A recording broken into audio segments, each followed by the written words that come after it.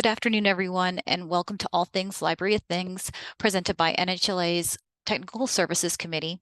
My name is Angela Brown, and I'm the Technical Services Librarian at the Amhersttown Library and Chair of the NHLA Technical Services Committee. Any NHLA members are welcome to join the committee on the fourth Tuesday of every month at 2 p.m. via Zoom to discuss all things technical services. Check out the TS Committee's page on nhlabrarians.org for more information about meetings and to explore other great technical services resources. Today's presentation is being recorded. The recording and the presentation slides will be posted on the committee's website and sent via email to all registrants. Please feel free to enter questions into the chat and they will be answered at the end of the presentation. You are welcome to unmute yourself to ask questions as well. Now I'm very happy to introduce Martha Simmons, Technical Services Librarian at Hooksett Public Library, and Nicholas Gagnon, Systems and Technology Librarian at Dover Public Library, for today's presentation on all things Library of Things. Hi, everybody. Thank you for joining us today.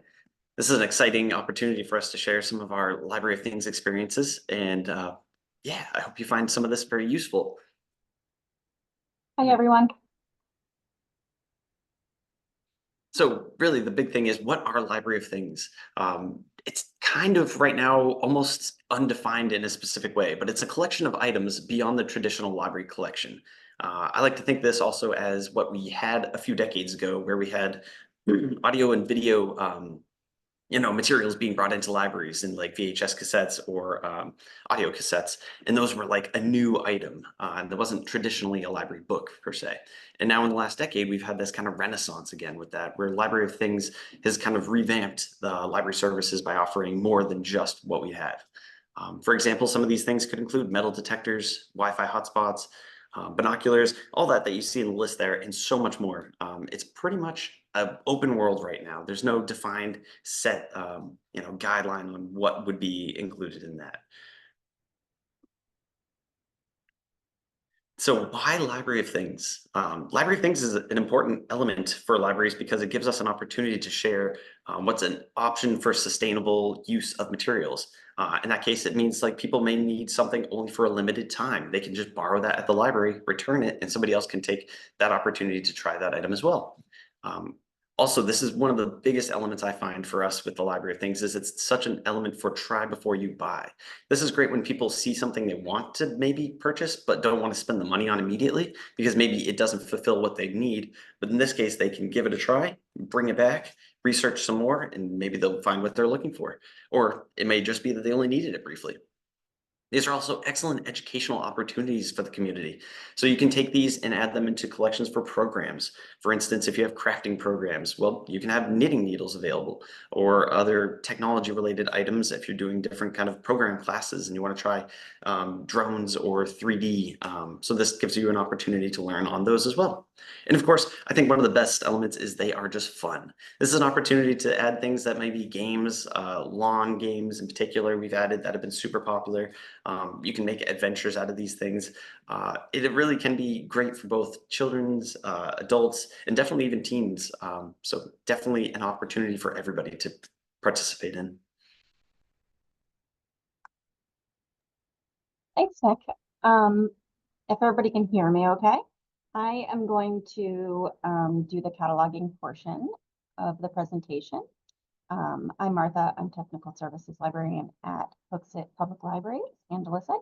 And a few helpful notes about cataloging Library of Things items is, if you get records from OCLC or another provider, a record for your item might already exist. I was really surprised to find that some AV equipment already had records. Often you'll also find them for board games. Most of the board games that we have already have records, even for the different editions that have come out. So do check first and don't assume that there isn't a record out there. And you can also sometimes use that as a model in making your record, kind of like a template, if you find a similar record, and that will just save you time. So when cataloging Library of Things, you can choose different approaches. You could choose a minimal or a full approach, or a combination, what I like to call a value added approach. It's still fairly minimal, but it has a little bit more added to it to help patrons find the items. And you may want to do it quickly and just get them out there, which is just fine. Or if your library system really wants you to make full, thorough records with necessary and additional information, you can do that too. Everything is good. So whichever style you use, I would suggest creating a template if you can in your system. That is the easiest way to make records. So make a template or copy a previously created record and just pop that information in, and it makes it so much quicker. It's also really handy to have a template if you have multiple staff that are cataloging Library of Things, or if you don't add them that frequently, it helps you not forget what you're supposed to include. So I'm going to be focusing on making RDA records in this presentation. You may not have to do that in your institution, but RDA's core elements are good to always include in a record. That's why they're core. So also core records are core mostly. So RDA is flexible with core elements, and they're only required when they're readily ascertainable. So sometimes with Library of Things, you have to get creative to supply the information that you need for the fields. And sometimes there just isn't any information at all to include. That's okay. So I'll go into a bit more detail now about the specific fields. So starting with the core fields that are required. So the 0xx fields, which are character positions, sometimes, you will not use all of them that I'm going to show you, depending on what type of material you're selecting. So you might have a kit, and you might have three-dimensional object. Those are the two most common. And depending on what is included, you may need to include a 006 field, 007, or 005 field. Sounds really complicated, but you can refer to OCLC bibliographic formats and standards, which is going to be in the resources for the guidelines on how to apply those. So if you have, for example, in this example that I give for a kit, you're going to have kit in the 007, and then in the 006, if there's, let's say, a DVD included, then you're also going to be saying that it's a kit in that 00 field, and then what type of visual material it is, which is the video recording. So they all kind of interconnect in that way. So the most common, as I said, are three-dimensional object and kit. So here are some examples of the RDA format fields that you'll apply when you're doing Library of Things for those type of materials. So there is more than one way to describe them, though. So with most Library of Things topics, you can go simple or detailed.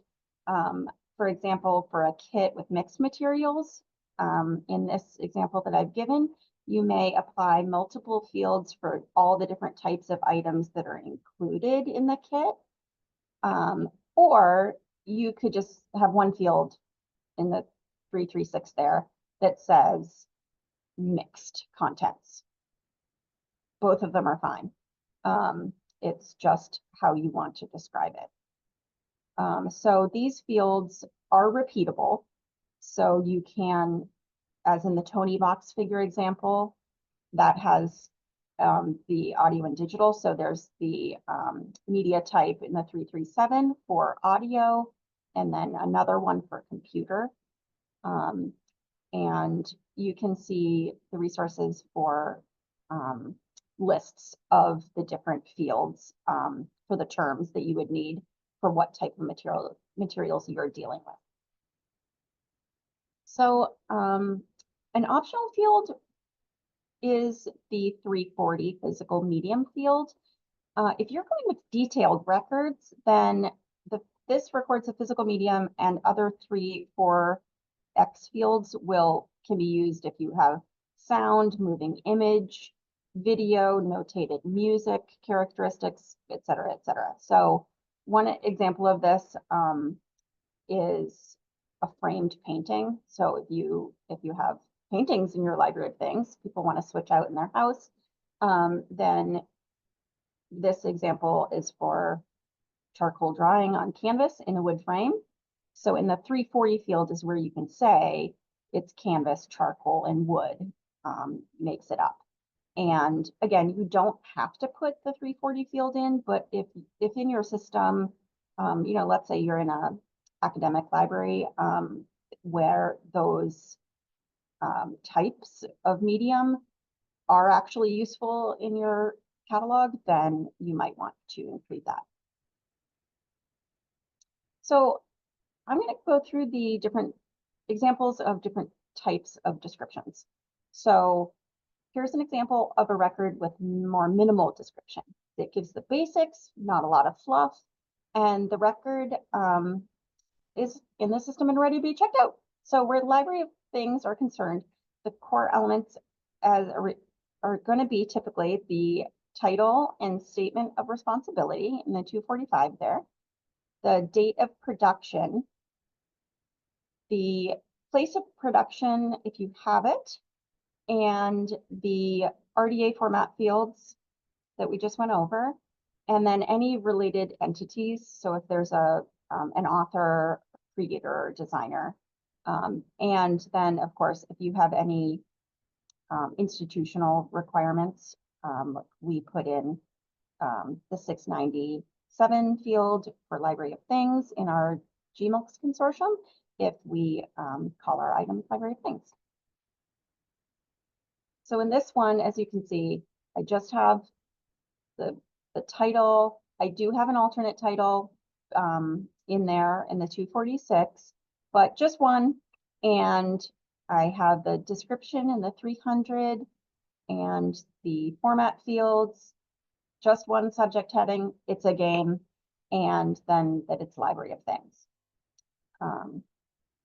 So going into a little more detail about these required fields that would be in a minimum in all records, including minimal. Nick, did you want to talk about your green screen example from your library system? Yes. So in our KOHA system we have in Dover, I noticed when we were cataloging, we were following the rules and using the item's name that was given on that description of the item. And therefore, when we noticed that people weren't taking out our green screen as we know it by, it was coming up in our system under collapsible background in green. And that may not be the most common use of the term, especially because we know it as a green screen. So this can be really useful in making sure items may be more visible for patrons, especially when they search for them. And these can be added as, for instance, we did here in the other title or varying forms of title section under your cataloging. That's a really good example. I would not look up collapsible background in green. So the 100 field and also the 700s fields, that's where you would enter related entities, just like you do for any other record, like a book, to aid in retrieval. So if a board game has a designer, a painting has an artist, or a book is included with the kit, for example, then you would use those fields just like you always would. The 245 field is for the title and statement of responsibility. So for Library of Things, you can consider whether you want to record the actual title, as Nick just described, or a simpler version that patrons will recognize, which will help them find it. So you can ask yourself, is it necessary or helpful to include the brand name, the item model number, the full version of the title from the package? In some cases, it might be. We got a Dremel rotary tool, and Dremel is kind of like Kleenex now. It's a brand name, but it also is just kind of considered synonymous with the tool name. So in that case, I decided to use Dremel rotary tool because people would recognize it. But if you don't have to include anything that's the actual technical title, if you don't want to. If this isn't a book with a title page, you can do what you want. I would say that consistency within your own system is maybe not a bad way to go about it. That would just be my advice.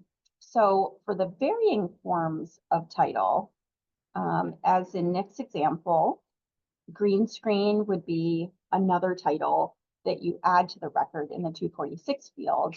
And you can add more than one 246. So if you choose a simpler title, you could include the full title in the 246. And Library of Things will often need varying titles, like sometimes a lot of them. And you can put in searching keywords in there too to help patrons find the things in the catalog. You might want to consider alternate names for the item. An example I had recently was we had disc golf, and so I did a search online to see if that game and sport were called anything else, because I've never played it, and it is also called frisbee golf. So I put in a 246 with frisbee golf. You might also want to think about commonly used words or phrases to describe the item. So if you have a pop-up tent or gazebo for a canopy tent. And also consider common misspellings. You might not do this as much with a traditional record, but for Library of Things, where you're sort of doing your own thing anyway, why not spell ukulele the way everybody spells it instead of how it's actually spelled? So a little more on the required fields. So the 264, the place and date of production.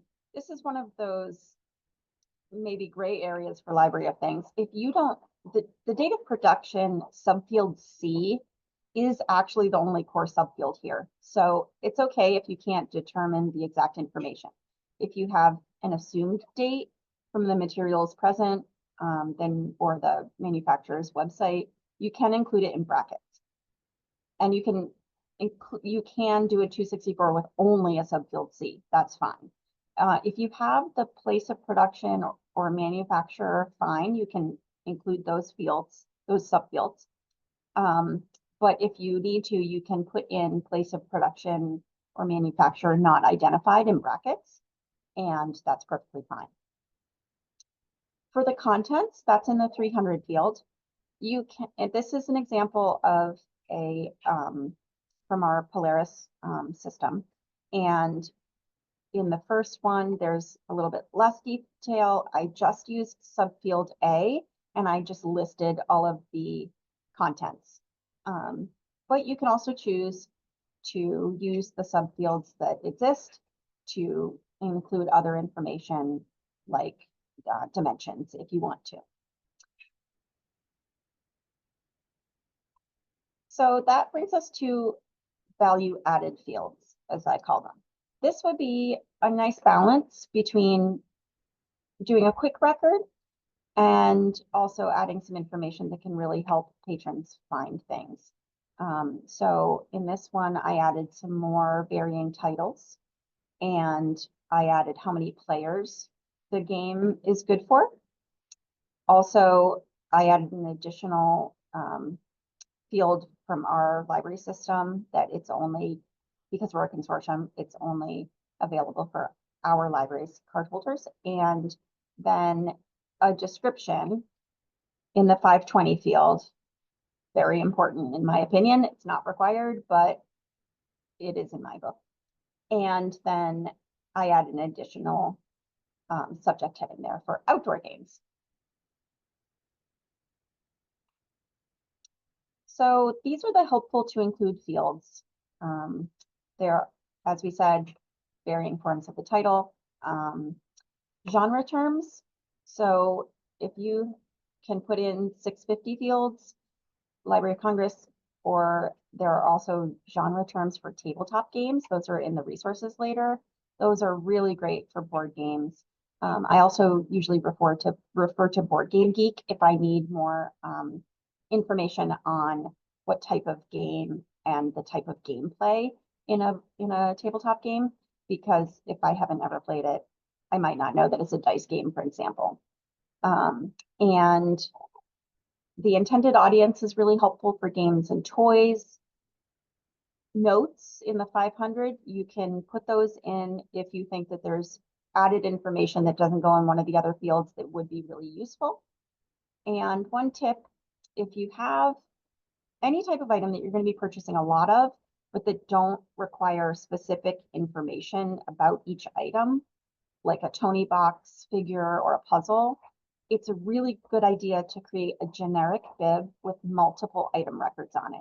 So then if you purchase another one, all you have to do is pop the other item record onto the bib that one bib record, and you're good to go.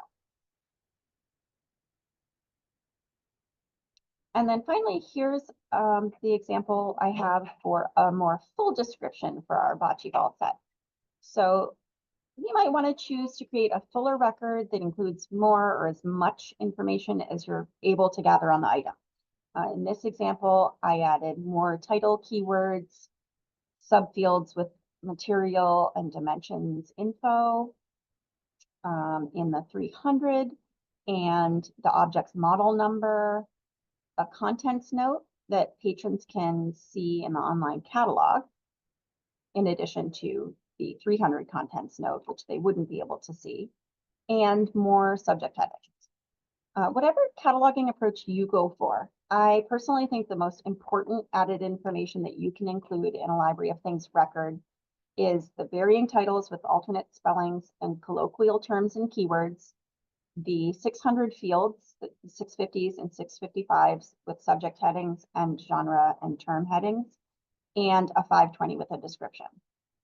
And Nick has an example now from his ILS, which we'll be discussing then what to do after cataloging. Thanks, Martha. So yes, on the top right here, you'll see what the patrons view on our OPAC. So they're able to look on our catalog, search by terms or other keywords. And this is an example of one if you pulled up projectors. What you're looking at here is just our basic page, and it just gives them some of the information you'll see there. And then on the left side, we have what the mark record view shows, which is also visible for patrons as well. And this one, it's a little bit of an older record because this is one of our kind of first items that we had from some years ago, actually now for our catalog. But yeah, we just kind of hit on the basic notes for it, but making sure to hit some of those key ones, like Martha mentioned, putting in the description and the accompanying materials that we have in our description.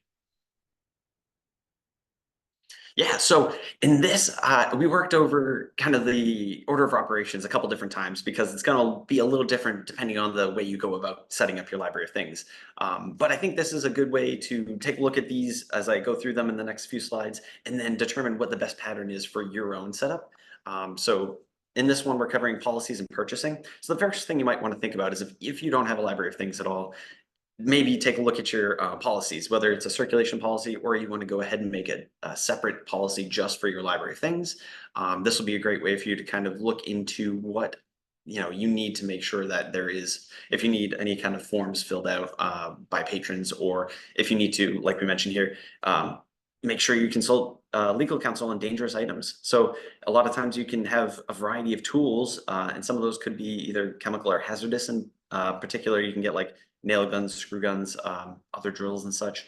And you want to make sure that you have policies in place if that's necessary. Once you have your policy in place, you can start purchasing. That way you can get those items in there for you. There's a lot of different opportunities out there, whether it's grants, if your friends group, or if you have community initiatives like a seed garden, to be able to build on this library of things. It works out pretty well to just start small and then just keep on adding. We've done both because we initially had a small library of things as our makerspace, as we called it, but it didn't see a lot of use. And we decided to revamp that, and we kind of reached out with our different programming, different staff, made a small committee, and then we even put some polls into our community to find out what would benefit them all the most. So then we got to purchasing them, and you want to hit the next slide, Martha? You have to start processing them. So this is where you're going to start doing some of the cataloging elements. You want to label parts of your kit. This is especially helpful for staff later on when it starts circulating. Adding those descriptions is such a key element because somebody may not know how the item works. And this is something that they may see online. So if they're searching for an item and they want to know, what can this metal detector even detect? Well, maybe on the box, if you add it to the description, it says it picks up iron and steel or something like that. You want to make sure that's noted there. In this case, you'll definitely also need a barcode if you're going to be doing any circulation of the item. It's well to also realize maybe some items don't circulate outside the library, but are something they can use in the library. Probably depends a little bit on how your policies are. You'll definitely want to display the information clearly if you're processing and adding any kind of stickers or labels to the item itself. And one of the best practices I think we've done so far is to maintain having the manuals available. I'm trying to actually build out a small reference webpage on our site as well, which will be kind of linking to all the sites that have manuals available for people. So whether they're researching whether to take out the item and want to know, what kind of sewing machine that this is, they can actually see through the manual and know how it works. Or if they have taken out the item and accidentally lost the paperwork or manual with it, they can reference this, and we will also still have a copy of that essentially. Once you process the items and you have it in your catalog, you start figuring out the best ways to package those items. I think this is one of our best ways that we were able to enhance our showcase of our items because they initially were just on a shelf in our makerspace, and it wasn't really something that people saw or understood, and it wasn't as relatable to know what the content was. So we've been able to get these different bags. And for example, I have this one here, which is our envelope punch board. And we've pretty much put it in like an 8x12 bag. And these bags are pretty much waterproof. They're like a plastic material with a pretty sturdy zipper on them. And we have varying sizes of these. There's like 3x5s all the way up to, I think there's a slightly larger size than this, maybe a 12x16 or something like that. And these are great because it secures small items as well as larger items. And that can be the case when you have a lot of different library of things items, when they have lots of different materials and pieces. So varying sizes of bags can be really helpful. You may also do different bins depending on the type of item that you have. And then in one case, what we do with these is we could also add tags onto them. So particular items that may, like for instance, the telescope, not necessarily fit in a bag or a box. You could just add a small hang tag or luggage tag with the information such as the barcode or description right there. And that way the item doesn't have to be maybe over maneuvered that way. So once you have that ready and you have your items, you can start building on your circulation process. This is an example of our system here. We've done hang tags. These also slide into a binder. So we have the binder that has every item that we have, and then we have a kind of big magnetic whiteboard that allows us to kind of highlight certain items. And so these hang tags are available. The patron can grab them, bring them to the main desk and say, hey, I want to check out this item. And determining whether we have to pull it from the basement or if it's just available on the shelf, the staff will just grab that item, check it out to them, see if a policy needs to be signed if it's required. In that case, it may be something that you've integrated into your ILS system so that it might pop up requesting that, or it may just be an item that doesn't need it. We then take these tags. This is, for instance, they want to check me out. It's an available item tag. We slide it into a small bin next to our circulation desk. So that way, when the item gets returned, we can hang it back up. These tags have been really helpful because we add a small description on the back with the items included, the replacement cost, general descriptions of that. We've added some nice logos just to make it look nice, and you get an idea what that is by the image on it as well. We also have a small labeled system for our basement to know where we've cataloged things and how we place them into a grid pattern. And then, so some elements of considerations for this really is going to be, if an item is returned, do you want to check every little piece to it, every card that's available in an Uno deck? Do you need to count all those? Might be some consideration for the policy that you place for your library of things. We haven't necessarily decided if we're going to delve into every little item on it, because that could be very time consuming. And if we only have a couple people at the circulation desk, it might just not be worth it. Or if it's something you might set aside and double check later, knowing that the item's been returned, but has all the item pieces been returned. Another key element to consider is if it needs a parent or child item records. In some cases, you may also need like a policy signed for, if children can check out an item that might be dangerous or something like that. Or if you have a separate library of things, we've just started developing our children's library of things as well. We've kind of displayed a separate section to denote those as well.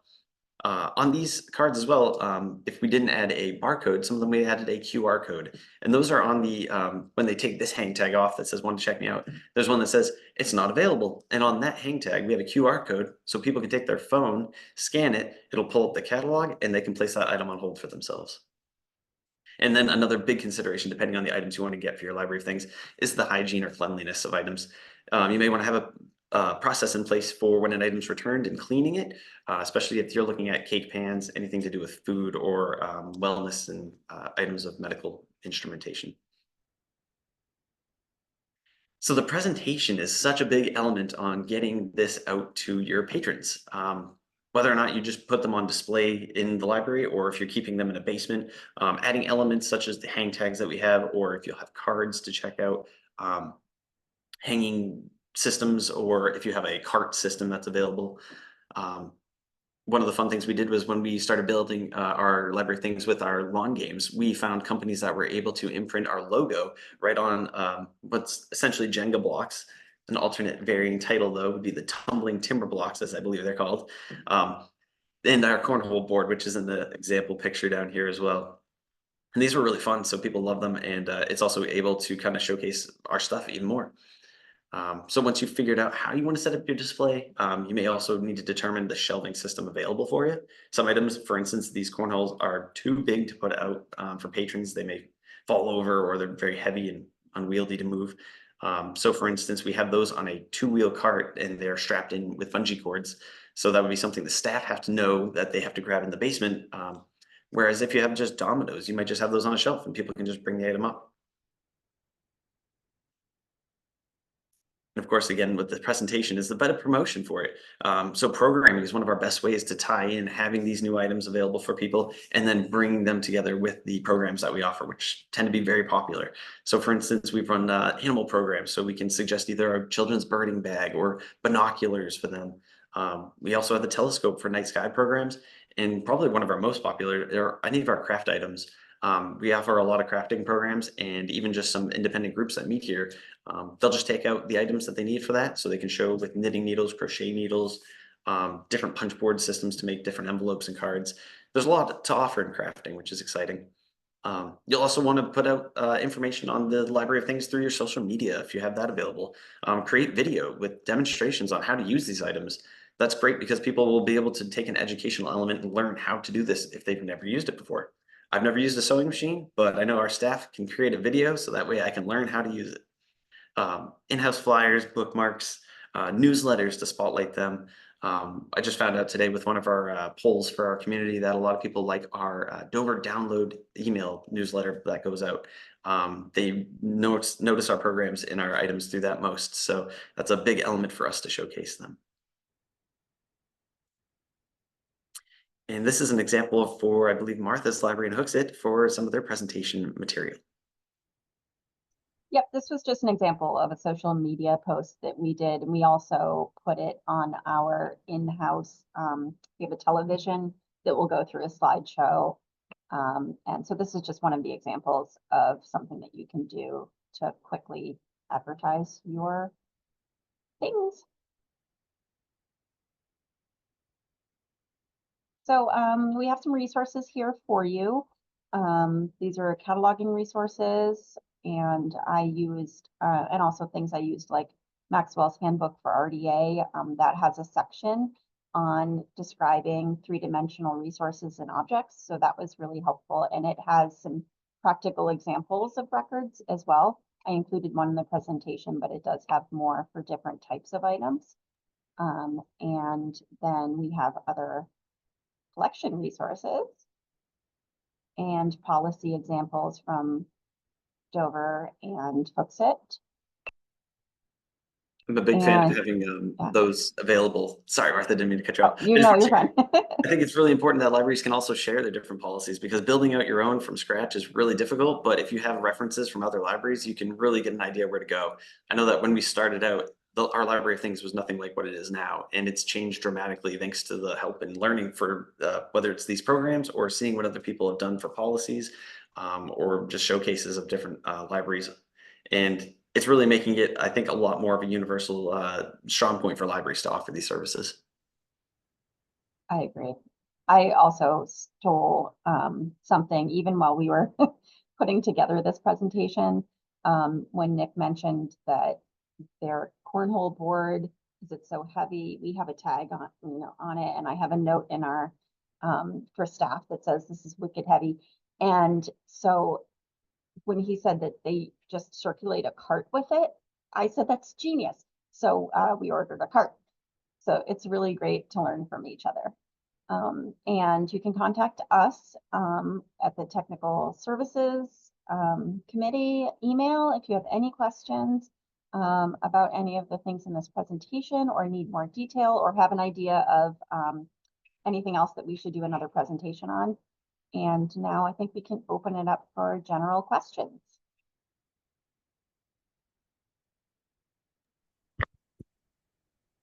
Yes, and the slides will in the recording will be shared with everybody. I'll be emailing everybody, and sorry, somebody's having a little feedback here, but they'll be on our website and also emailed to everybody. Should I stop sharing now, Angela? Sure, if you want to, that's good. Let's see. Could you actually, I was wondering this too. Can you share sources of where you got the containers? Yeah, I think in Hooks at Martha has they have like more solid bin containers, which I think are great. And I'll find out exactly where we got these as well, and I can probably share that. And I don't know if Angela, you might be able to add that to the email that goes out for people. Sure. Yeah, and we can also add some of that to the slides before we send them out too. That would be great. I will make a note of that. We use bins a lot. We got those from Target. They sell them in you can buy them in kind of bulk. And we also we use so many different types of things. That's one of the things with Library of Things that is a little bit of a challenge, is sometimes you get something and then you realize we don't have anything good to circulate this in, and we have to keep it together. So sometimes you have to order bags or bins, or we used a camera bag for something one time that we needed something padded, and somebody had donated a camera bag. So we use that. We just slap our logo on it, or a luggage tag that has the barcode and our logo, and you can kind of make do yeah, that way. I see Wendy's question, return rate for them. Do you mean like how our circulation numbers are? Because I also see, I think Matthew's maybe the same-ish question. And I can definitely say that we have a really successful Library of Things since we really revamped this in the last year. Some of our most popular items tend to be the metal detector. For us, it's almost always on hold. I think the only time it's not is the dead of winter, which probably makes most sense. But some of our other items have been, in technology-wise, a VHS to whether it's computer or DVD kind of transposing system. It's a pretty small box, but it gives people the ability to convert items in a VHS player. And we've tied that to an item, a VHS player, so that way they can take the VHS player with the conversion box, bring it home, convert. Unfortunately, it's in real time, so it's not fast, but that gives them a chance to copy and convert things, because I think a lot of the magnetic strips on VHSs are kind of hitting their end of life now. So that's been one of our other most popular items. Yep, for us, I would say metal detectors. We got one. It was so popular, we now have 3. And we're not a library that tends to get multiples of things that often. We're kind of a medium-sized library. And we also have Wi-Fi hotspots that are super popular. We started out with, I think 2, and now we have 4. And then our home radon detector, that has been super popular. We got another one of those as well. I would say those are our most popular items without looking at the stats right now. We circulate Lego kits too.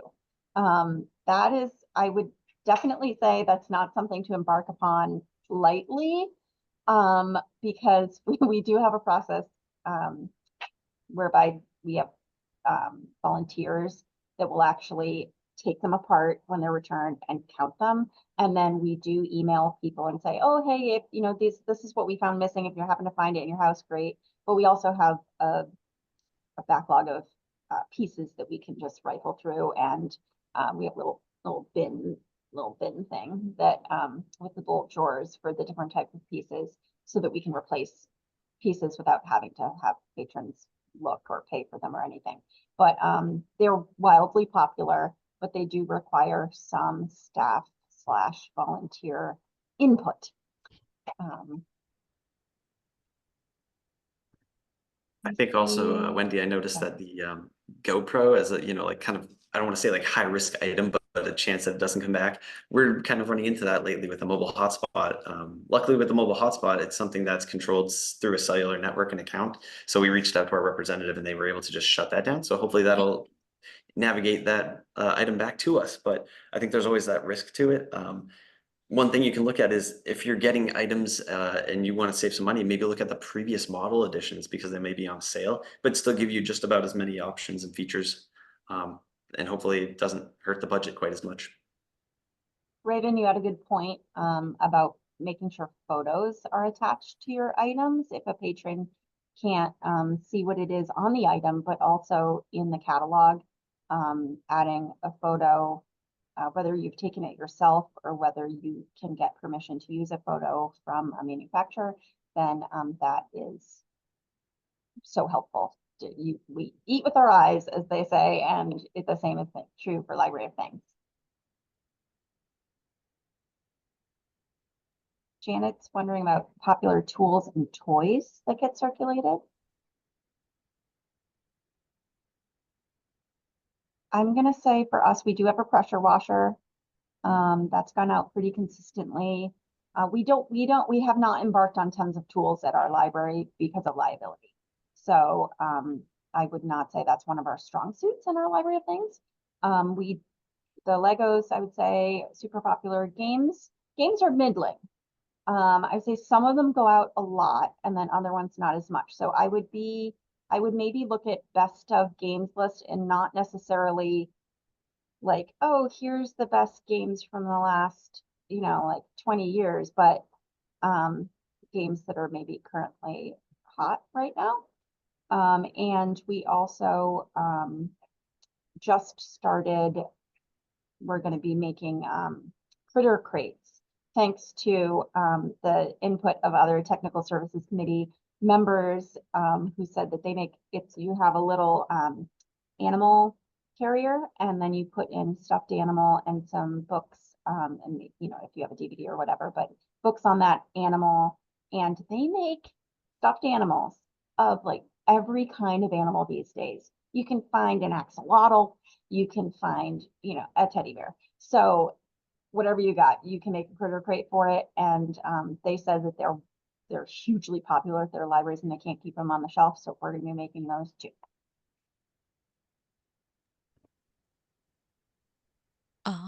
Matthew asked, what are the top 5 things to avoid? That's a really good question. Nick, do you have any? I would say in this case, and it's like a monetary factor, but I wouldn't get anything that's not going to be like multiple use. Anything that's kind of like inexpensive to the point where you're like, oh, that's really cheap. That's surprising. Well, it might not be durable enough because you want to make sure that it's going to get circulation out of it. I'm trying to think exactly what items. We had a couple things where we had to replace that very like early on, and a couple things we replaced frequently. For instance, a CD DVD drive that we got. I got a really cheap one recently. And it was just a really easy cable on the back to break off. So because that's such a vulnerable part, and then the whole device just no longer works, I have to keep replacing it. I think it'll depend on use factor for you and what you're looking at for items. Yeah, it's a really good question. I would say for us, sometimes you do have to go through some trial and error to find out what your patrons are actually taking out. There are things that we bought that we thought were going to be super popular, and then just didn't really circulate that much. So whether that's promotion, you could throw some more promo at it, or if people just aren't as interested in it in your community. Sometimes you just kind of have to see how it goes. For us, I would say things that have a lot of elements that you might have to replace in it to be able to get it to go back to the next person that aren't easily supplyable by the patron. I would avoid those. Certain crafting things you can do just like you give them the main element and then they can buy what needs to be made with it, like knitting needles or something like that. But other ones, it's really not maybe something that that the patron would have at home. And if the library has to keep checking it and replacing it and buying more, you might not want to go with that. And I can share a bit more too on our process. So when we built our committee on revamping our library of things, we've kind of had a small budget to it. And that was kind of our like start off and see like what can we get out of this small budget that would be effective for a library of things. And I want to say we're looking at like maybe $600, and we were able to get quite a few crafting items. We kind of hit like one technology item, I think, and like one tool. And from there, we were kind of able to get a couple donations from some people. Sometimes, for instance, VHS players, we didn't buy them. They were just either donated to us or somebody's like, I don't want this anymore. And we're like, you know what? That would actually be a great time for us to take it and try and build on it. Um, and then from there, each year we've kind of added a little bit more because we're seeing the circulation numbers stay up. We're seeing people request other items that we didn't have that we want to be able to offer. We haven't really hit a level where we can get like drones or GoPros or big power tools or anything yet, but what we're building on, like metal detector converters, binoculars, telescope, those things, they've been very popular and work out for families as well. So making sure that the items you get are kind of targeting a fairly broad audience, I think you're going to see higher circulation numbers on them too. Yeah, I would agree. We have some other things like trail cams. Those have been really popular. And also, oh, I forgot there was something else.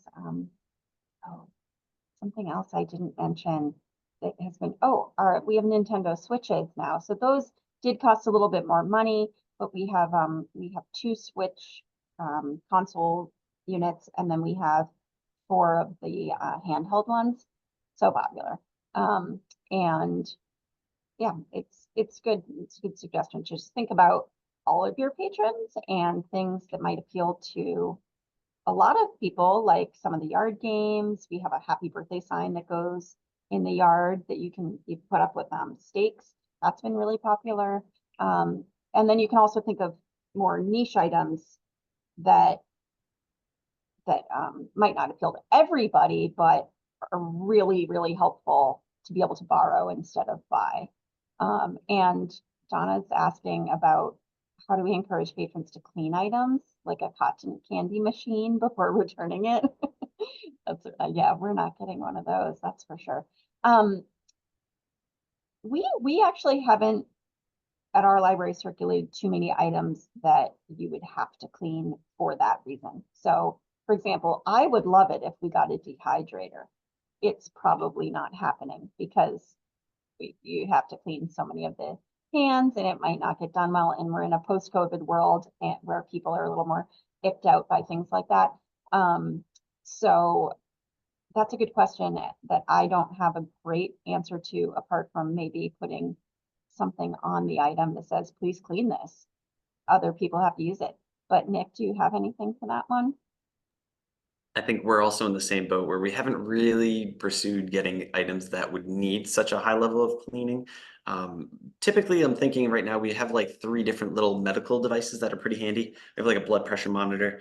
That's just a soft sleeve, so we can do like a Lysol spray and disinfectant on it. Or we have one of those little portable EKG machines that you just use 2 fingers on, and that you can just give a Lysol wipe across, and that's disinfecting. But yeah, we haven't really pursued anything with food because of that reason. Cotton candy machine sounds really cool, but at the same time, it might be a lot of work.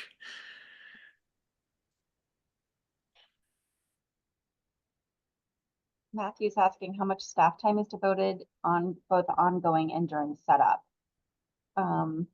So I would say, depending on the item, sometimes not that much. If you have a board, well, I won't say board games. Board games actually can be quick and they can be more in-depth depending on your system of how you kind of package them. If you put things in little baggies before they go out, if you label the baggies, that we do.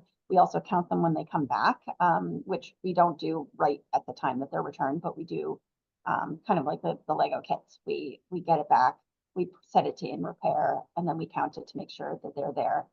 But I know a lot of libraries don't bother doing that. They'll just wait for somebody to report that something critical is missing, and that's perfectly fine too. So I would say the staff time does depend on the item. If you have to put more into its processing and its circulation procedures.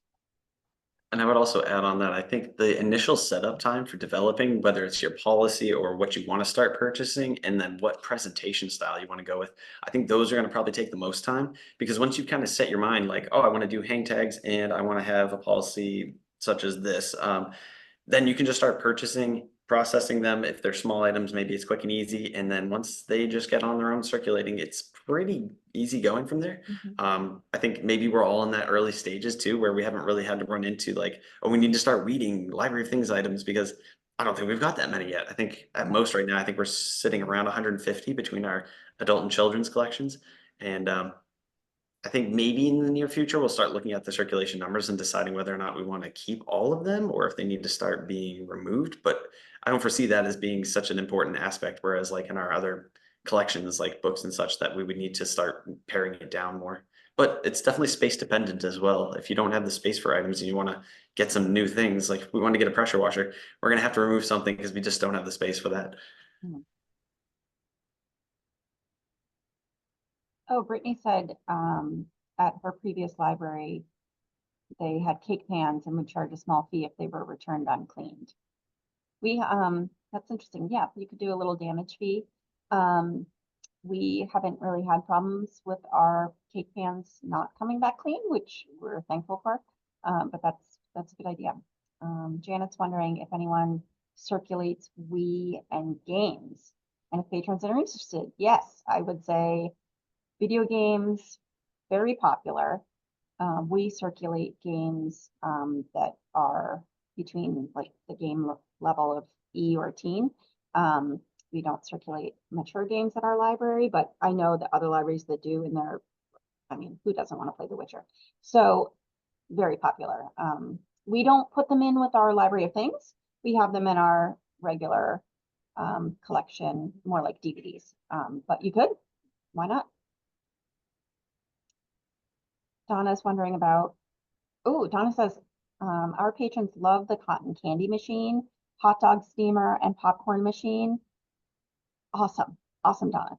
But our idea of clean is often different than their idea of clean. I like the suggestion of putting some type of notice right on the item. You're welcome. Yeah, I mean, clean it well. Clean it for other people. This isn't yours. That's amazing. We actually have a popcorn machine for the library's use. And we used to use it for our movie program, and everybody, that's the reason they come to the movies. I mean, it's because they're getting a free movie, but mostly it's because they get popcorn. And we stopped using it, and we actually use microwave popcorn now. Because that thing is such a hassle to clean. So now we use it for if the friends are putting on an event and doing concessions to have during the event, then they will use it and clean it. But yeah, that's a really good consideration. This idea kind of popped in my head to share as well when I was noticing some of the questions, and I think I'd just throw it out there that when we're considering what items to or what to add to the item for cost, replacement costs, we've looked at both the individual parts that may be associated with it, as well as what the cost of the entire item again would be, because in some instances we'll see that it's just more cost friendly to buy a new item of it rather than buy pieces to it.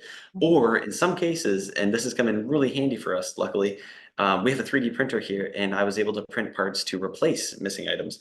And that is so much more efficient for us. So for instance, we have a Connect 4 board. I was able to find like a tray piece that goes on the bottom because we accidentally might have lost it somewhere, and it fit right in. So that was an opportunity for us to save rather than buy a whole new item. But just keeping your mind open to those things. That's awesome.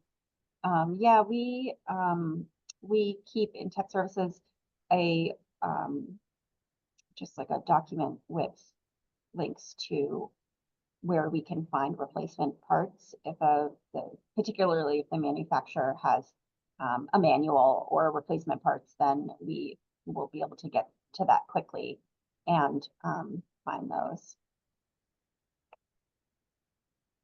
Anyone else have any other questions? I had a quick question. Do you have patrons who need help with some of the more like, I don't know, technology? Like, does anybody call and say, hey, I don't know how to use the metal detector. Can somebody help me? Or other things like that. Do you ever encounter those type of patron questions? Absolutely here. So for instance, I'm also doing the technology. So a lot of the times when people are coming in to convert things, they have VHSs and they probably don't use so much of the newer technology, but they want to save it into that format.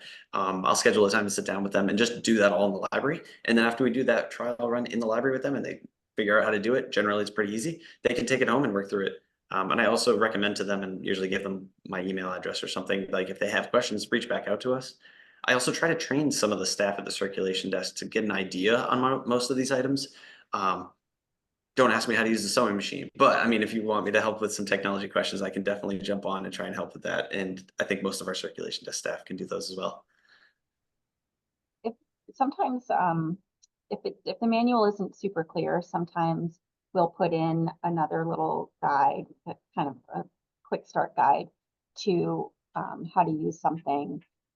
We did that with our hotspots, and we had, because we have to put the kind of the password, the code that you need to access it. So we just kind of laid out the simple instructions for that.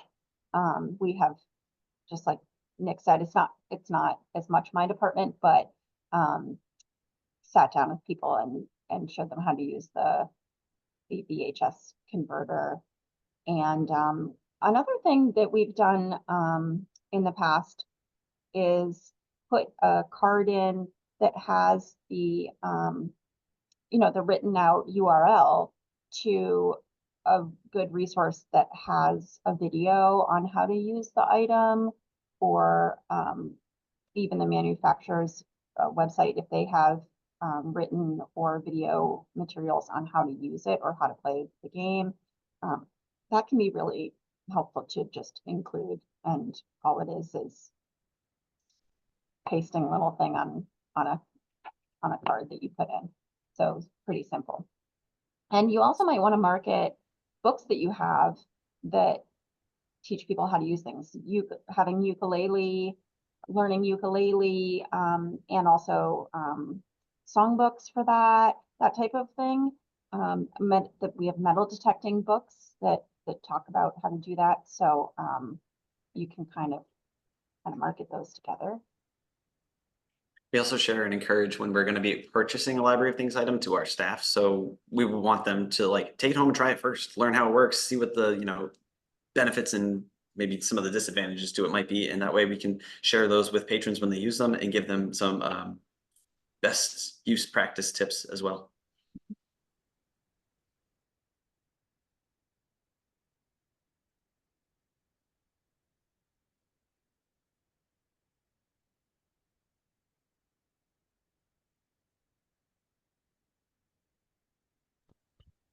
Two really good tips from the chat from Raven. I'm not sure if the chat will show on the recording, so I'll just read them out.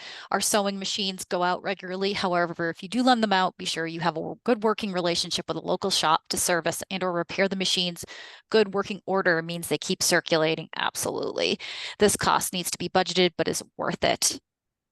I love that. And then another great tip from Shauna, we have some unusual instruments, and I added a QR code linking YouTube videos that demonstrate how to use it on the container. That's a great idea. Even better idea. QR code. I love it.